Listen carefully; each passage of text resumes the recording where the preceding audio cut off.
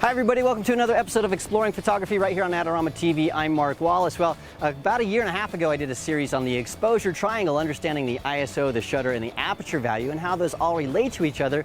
And a lot of people have written in and said, can you please just give us an example of you putting that into practice? And so that's what we're going to do today.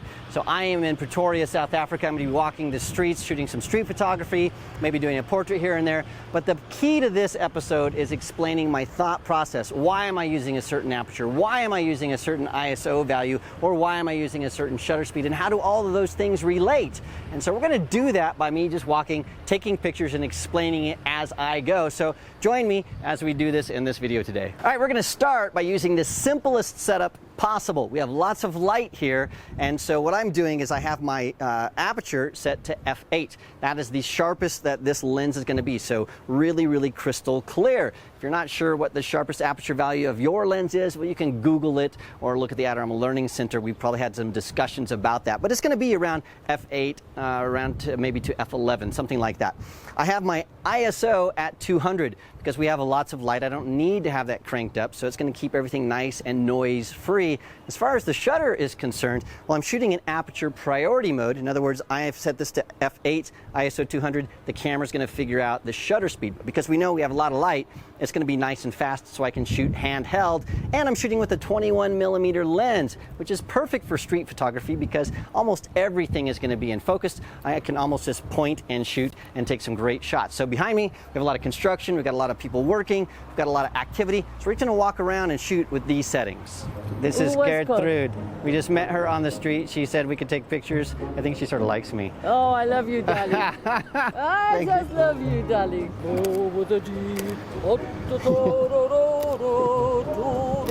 Yeah, okay.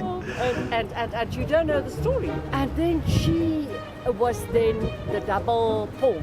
I think my husband will say, why? So I said, because you are not part of the story, darling.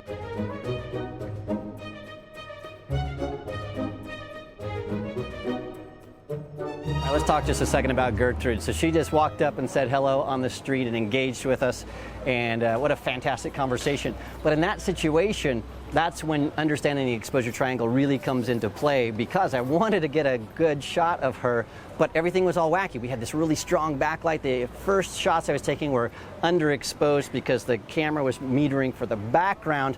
And so I didn't have a chance to fumble with my camera as I was having a conversation with her. So I quickly peeked at my histogram and the image on the back of the screen, and I could tell that things weren't right.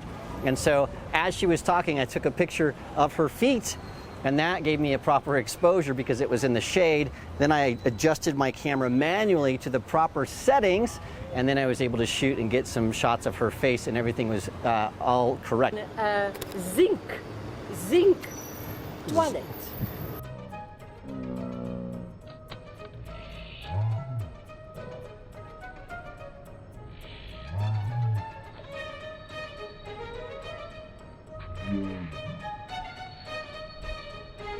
So still ISO 200, still I think I was at f8, and then the shutter speed, I don't remember what it is, but we'll show it right here so you know what I was shooting at. But that's the kind of thing understanding the exposure triangle will help you with, is understanding what to do when things aren't going right. And I think these shots are really fun, and I really had fun hanging out with Gertrude.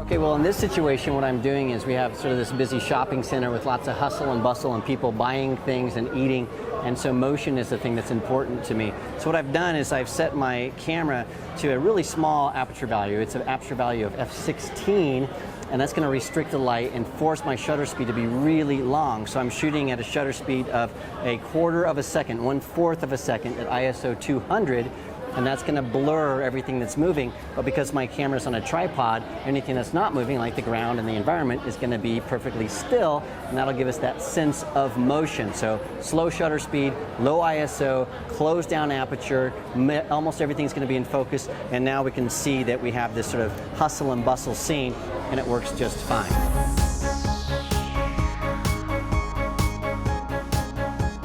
So in this shot, Odette is joining us. You might remember her from previous episodes of Exploring Photography, so thanks for popping in for this.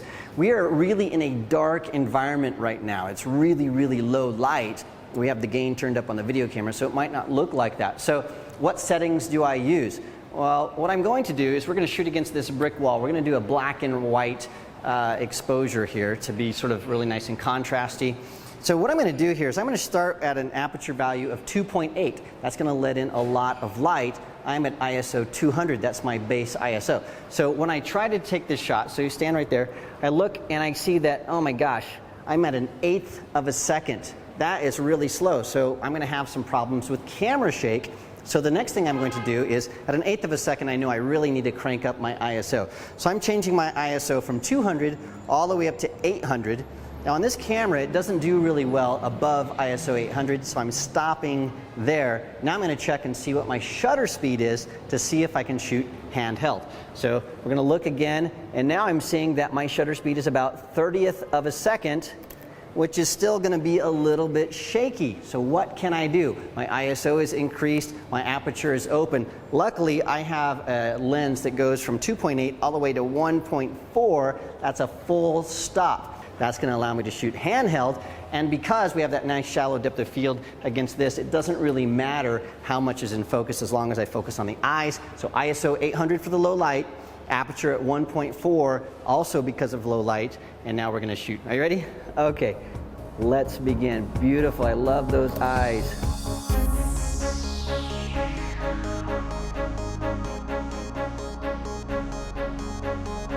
All right, well, I think these shots work really great. Thank you so much for popping in and helping us with this video. Well, we have other shots to take, so we're going to leave you and do that right now.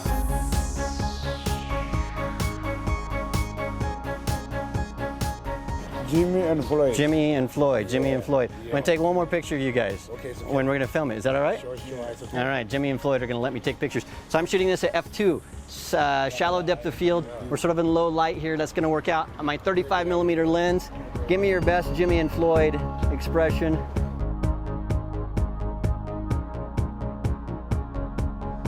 What I'm going to do now is there's some construction behind me. You can see these guys working.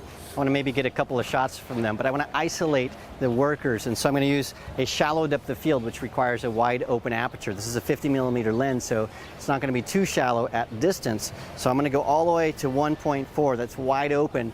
That means I need to have my ISO as low as possible with all this light, and that's going to make my shutter speed really, really fast. That'll freeze the motion. So I'm going to shoot these guys back here, and we'll show you what we get. Can I take your picture? Yeah? Fantastic.